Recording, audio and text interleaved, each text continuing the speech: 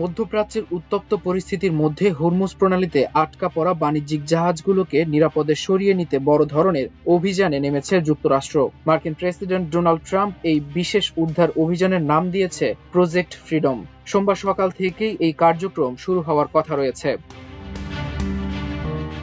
President Trump তার মালিকানাধীন সামাজিক যোগাযোগ মাধ্যম ট্রুথ সোশ্যালে দেওয়া এক পোস্টে এই ঘোষণা দেন। তিনি জানান, যেসব দেশ বর্তমান সংঘাতের সঙ্গে সরাসরি যুক্ত নয় তাদের জাহাজগুলো দীর্ঘ সময় ধরে এই নৌপথে আটকা পড়ে আছে। জাহাজগুলোতে ইতিমধ্যে তীব্র খাদ্য সংকট দেখা দিয়েছে। এই মানবিক সংকট মোকাবেলায় এবং আন্তর্জাতিক বাণিজ্য সচল রাখতে প্রজেক্ট ফ্রিডম একটি সময়োপযোগী পদক্ষেপ বলে তিনি দাবি করেন।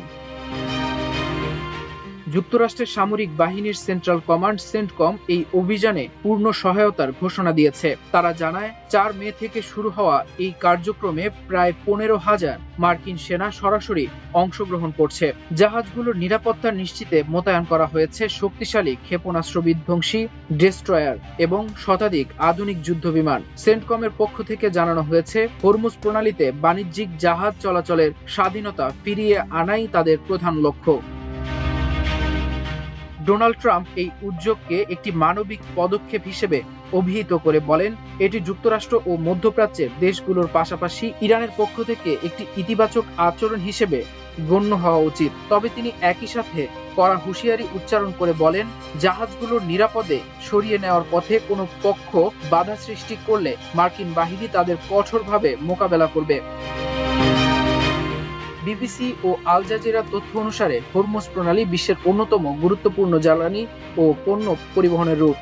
এখানে জাহাজ চলাচলে বিঘ্ন ঘটলে বিশ্ব অর্থনীতিতে বড় ধরনের নেতিবাচক প্রভাব পড়ার আশঙ্কা থাকে। ট্রাম্পের এই নতুন পরিকল্পনার ফলে আটকে পড়া নাবিক ও জাহাজ মালিকদের মধ্যে কিছুটা স্বস্তি ফিরবে বলে আশা করা হচ্ছে।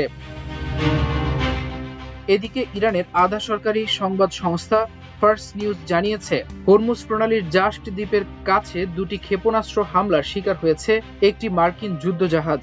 স্থানীয় সূত্রের বরাত দিয়ে সংবাদ মাধ্যমটি জানিয়েছে, ইরানি বিপ্লবী গার্ড বাহিনী IRGCর থামার নির্দেশ উপেক্ষা করায় জাহাজটিতে এই হামলা চালানো হয়। এই হামলার খবর এমন এক সময় এলো যখন মার্কিন প্রেসিডেন্ট ডোনাল্ড ট্রাম্প সোমবার থেকে প্রজেক্ট ফ্রিডম শুরু করার ঘোষণা দিয়েছেন।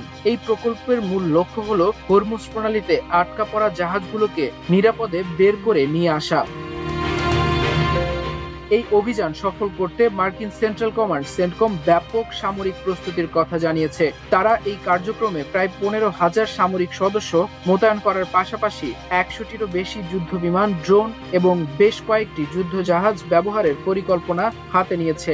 তবে মার্কিন যুদ্ধজাহাজে হামলার এই ঘটনার পর ওই অঞ্চলে উত্তেজনা নতুন করে চরমে পৌঁছেছে।